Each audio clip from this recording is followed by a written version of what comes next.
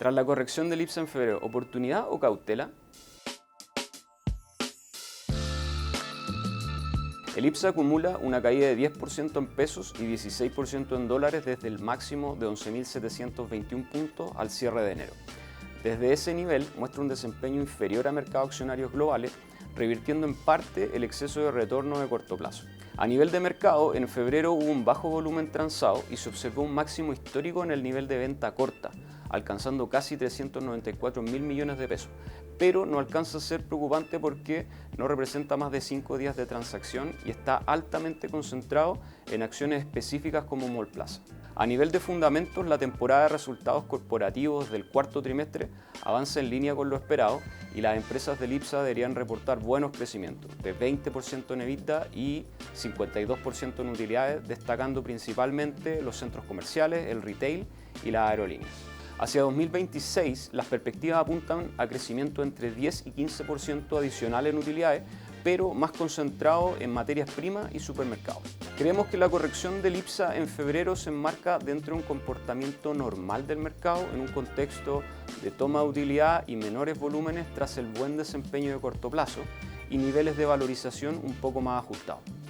¿Qué impactos podría tener el conflicto en Medio Oriente para las acciones chilenas? En la última semana hemos visto un aumento en la volatilidad asociado al conflicto geopolítico en Medio Oriente. En particular, se vieron aumentos importantes en los precios del petróleo y sus derivados como el jet fuel, además del carbón, aluminio y tarifas de contenedores. En menor medida, también se observó un rebote en el gas natural y en el tipo de cambio dólar. El principal foco de incertidumbre es una posible disrupción en el estrecho de Hormuz, que limita al norte con Irán y por donde pasa cerca del 20% del combustible a nivel global.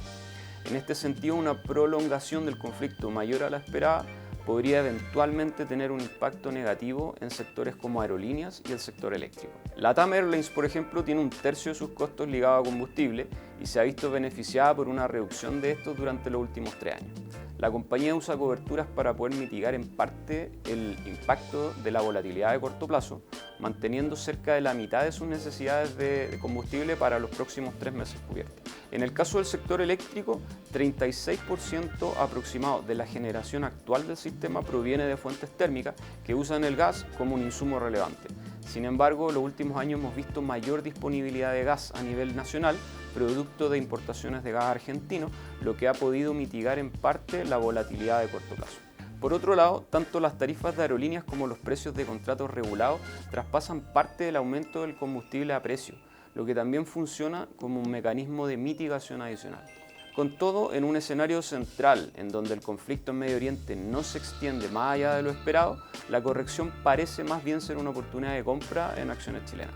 Lo anterior en línea con la visión de nuestro equipo de estrategia, que mantuvo una sobreponderación en acciones chilenas en el Asset Allocation de marzo. En este sentido, reafirmamos nuestra visión positiva para el mercado local. A los niveles actuales vemos al IPSA transando en torno a 13 veces precio-utilidad, un nivel atractivo como punto de entrada y además a puertas del comienzo de la temporada de dividendos entre marzo y mayo. En nuestras carteras recomendadas mantenemos una sobreponderación en ILC y en empresas de consumo básico, como por ejemplo Cencosud y CCU, que tienen historias de recuperación atractivas y espacio de sorpresa en 2026. Además, seguimos viendo puntos atractivos de entrada en BCI y en LATAM Airlines.